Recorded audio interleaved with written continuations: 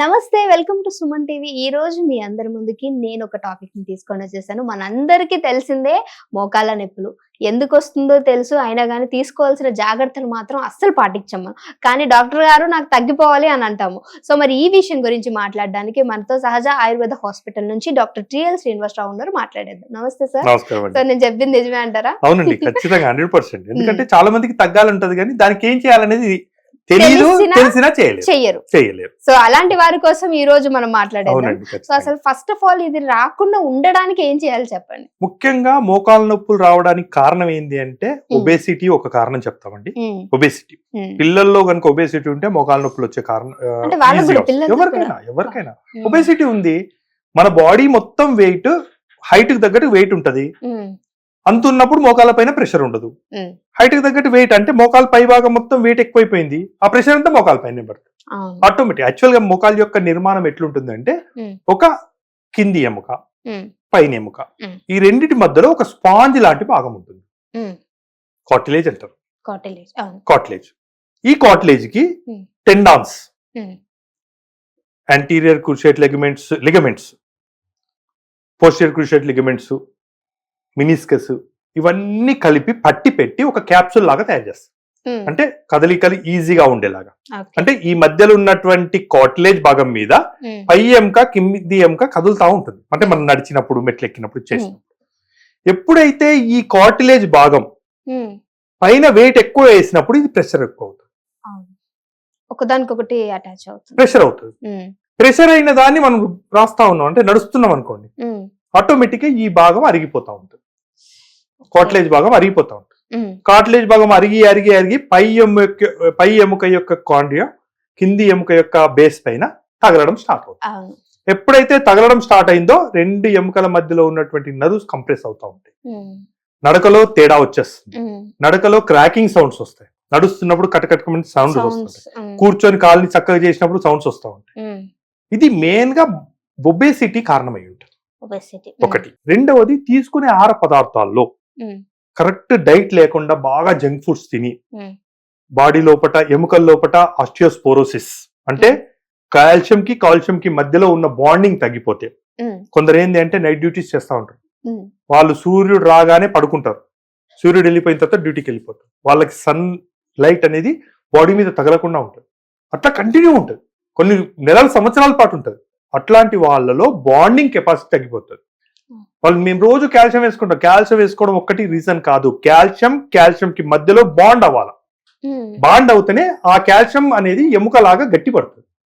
ఈ bonding capacity అనేది మనం రోజు సన్లైట్ లో కూర్చోవడం వల్ల వస్తుంది. ఒక 15 minutes మాక్సిమం ఏంది అంటే మార్నింగ్ 10 వరకు, ఈవినింగ్ 4 తర్వాత ఒక 15 minutes ఎండలో కూర్చుంటే వాళ్ళకి ఎముకల ప్రాబ్లం వచ్చేది చాలా తక్కువ అండి.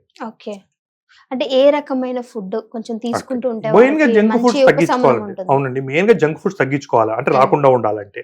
తర్వాత కాల్షియం మంచిగా హైపోటెన్సీగా ఉన్నటువంటి పాలకూర లాంటి కానివ్వండి, తర్వాత టమాటా, తర్వాత బోన్ సూప్స్, ఇట్లాంటివి రెగ్యులర్ గా తీసుకుంటూ ఉంటే వెయిట్ లేకుండా ఉండి రెగ్యులర్ గా ఎక్సర్సైజ్. అంటే చాలా మంది నడిస్తే అరిగిపోతాయి అనుకుంటారు. నడిస్తే అరగదు, ఎముక నడిస్తే అరగదు. ఎందుకంటే అది అలైన్మెంట్ మామూలుగా స్మూత్ గా ఉంటుంది. ఎప్పుడైతే మెట్లు ఎక్కుతారో, చాలా మెట్లు ఎక్కడం అంటే కొందరికి ఏంటంటే రెగ్యులర్ గా రోజుకి 10 సార్లు మెట్లు ఎక్కే అలవాటు, ఎక్కి దిగే అలవాటు ఉంటుంది. అట్లాంటి వాళ్ళకి, రెగ్యులర్ గా సైక్లింగ్ చేసే వాళ్ళకి, సైక్లింగ్ బాగా చేస్తుంటారు ఎక్సర్సైజ్ కోసం అవనివ్వండి, రెగ్యులర్ వర్క్స్ లో అవనివ్వండి, సైక్లింగ్ తొక్కే వాళ్ళకి, వెయిట్ బాగా ఉండి కింద కూర్చొని లేచే వాళ్ళకి, కింద కూర్చొని లేచే ప్రయత్నం చేస్తూ ఉంటారు, ఇండియన్ టాయిలెట్స్ వాడుతూ ఉంటారు, వీళ్ళందరికీ మోకాళ్ళలో నొప్పులు వచ్చే ఛాన్సెస్ చాలా ఎక్కువ ఉంటాయి. అంటే ఇప్పుడు మోకాళ్ళ నొప్పులు వచ్చిన వాళ్ళు ఇండియన్ టాయిలెట్ యూజ్ చేయకూడదు, మాక్సిమం యూజ్ చేయొద్దండి. 99% యూజ్ చేయకూడదనే చెప్తాం. ఎందుకంటే ఇప్పుడు లేని వాళ్ళు, అంటే ఇంకా రాకుండా ఉండే వాళ్ళు ఇవన్నీ జాగ్రత్తలు తీసుకుంటే వాళ్ళకి రాకుండా ఉంటుంది. యాక్చువల్ గా మనం ఏం చెప్తామంటే శాస్త్ర ప్రకారం 55 నుంచి 60 మధ్యలో డీజనరేషన్ ప్రాసెస్ స్టార్ట్ అవుతుంది. బాడీలో డీజనరేషన్ అంటే ఎముక యొక్క బలం తగ్గిపోవడం స్టార్ట్ అవుతుంది. అంటే అరుగుదల స్టార్ట్ అవుతుంది అన్ని కీళ్ళలో. అది న్యాచురల్, మీరు ఏమైనా చేయండి అప్పుడు స్టార్ట్ అవుతుంది. అది ఏజ్ ప్రకారం ఉంటది కాబట్టి దానికి ఎఫెక్ట్ ఉండదు. కానీ 30 ఏళ్ళు 20 ఏళ్లలోనే 60 ఏళ్ల లాగా ఎముకలు అయినాయి అనుకోండి, ఆటోమేటిక్ గా పెయిన్ అది అవుతుంది. మనం ఎందుకంటే చేసుకున్న మిస్టేక్ తర్వాత వీళ్ళ వర్క్ ఎక్కువ ఉంటది. ఇప్పుడు 60 ఏళ్ల తర్వాత వర్క్ తక్కువ ఉంటది. వాళ్ళు ఒక దగ్గర కూర్చుంటారు, కావాలంటే బయటకు వెళ్ళేసి వచ్చేస్తారు. కానీ 20 ఏళ్ళు అట్లా కూర్చోలేదు కదా, వాళ్ళ డ్యూటీస్ చేయాల్సి వస్తుంది, వాళ్ళు ఎర్న్ చేయాల్సి వస్తుంది, ఫ్యామిలీని మేనేజ్ చేయాల్సి వస్తుంది, వీటన్నిటి కోసం పరిగెత్తాల్సి వస్తుంది. కానీ మోకాలు సహకరించవు. ఎకనామిక్ గా దెబ్బతినిపోతారు, శారీరకంగా దెబ్బతినిపోతారు, అన్ని రకాలుగా వీక్ అవుతారు. మోకాలు నొప్పులు అనేవి చాలా చాలా చాలా ప్రమాదకరమైనది. అంటే ప్రాణం తీస్తే అని కాదు, వాళ్ళ స్టేటస్ కంప్లీట్ మెంటల్ గా డిస్టర్బ్ అయిపోతారు, ఏ వర్క్ చేయలేరు, వాళ్ళ ఎకనామిక్ స్టేటస్ తగ్గిపోద్ది, ఎర్న్ చేయలేరు. ఎందుకు అంటే మోకాలు నొప్పులతో ఏ పని సాటిస్ఫై చేయలేరు. కాబట్టి వాళ్ళు ఏదో మోకాలు నొప్పులతో చూసుకొని చేసుకోవాల్సి వస్తుంది. అలాంటి దానిలో చేయడం కష్టం. అందుకోసం అని చెప్పి మోకాలు నొప్పులు ఫస్ట్ నుంచే రాకుండా చూసుకోవాలి. ఒబేసిటీ అవుతుంది అనుకోండి, తగ్గించుకునే ప్రయత్నం చేయాలి. తీసుకునే ఆహార పదార్థాల్లో మంచి హెల్తీ డైట్ ఉండేలాగా చూసుకోవాలి, స్పైసీ లేకుండా చూసుకోవాలా, మెట్లు ఎక్కేది ఉంటే తగ్గించుకోవాలి బాగా సాధ్యమైనంత వరకు. అంటే ఎక్సర్సైజ్ కోసం మెట్లు ఎక్కొద్దా, మెట్లు ఎక్కితే హార్ట్ బాగానే ఉంటుంది కానీ మోకాళ్ళు అరిగిపోతాడు, దానికోసం ఆల్టర్నేట్ చూసుకోవాలి. వాకింగ్ చేయొచ్చండి, ఏం ప్రాబ్లం. అన్ని ఇంటర్లింక్. ఇప్పుడు ఏ డిజార్డర్ కైనా ఇప్పుడు చాలా మంది గోంగూర మంచిదే కదా అంటారు. గోంగూర మంచిదే మంచి వాళ్ళకి. వాతం ఉందనుకోండి, బాడీలో వాత ప్రకోపం ఉందనుకోండి, గోంగూర తింటే ఇంకా ఎక్కువైపోతుంది. అంత మాత్రంలో గోంగూర మంచిది కాదని కాదు, వీళ్ళకి పడదని, వీళ్ళ శరీర తత్వానికి పడదు అని. కాబట్టి మనకి ఏది అవసరము, ఏది హెల్తీగా ఉంచుతుంది, మోకాళ్ళని హెల్తీగా ఏది ఉంచగలుగుతుంది అనే దాన్ని చూసుకొని డైట్ తీసుకోవాలి. ఖచ్చితంగా ఏదైనా వచ్చినప్పుడు డాక్టర్ ని సంప్రదించి వాళ్ళ బాడీకి తగ్గట్టు తీసుకోవాలి. ఖచ్చితంగా అండి. ఇప్పుడు మోకాళ్ళు ఎట్లుంటదంటే ఫస్ట్ కొంచెం నొప్పి తెలుస్తుంది.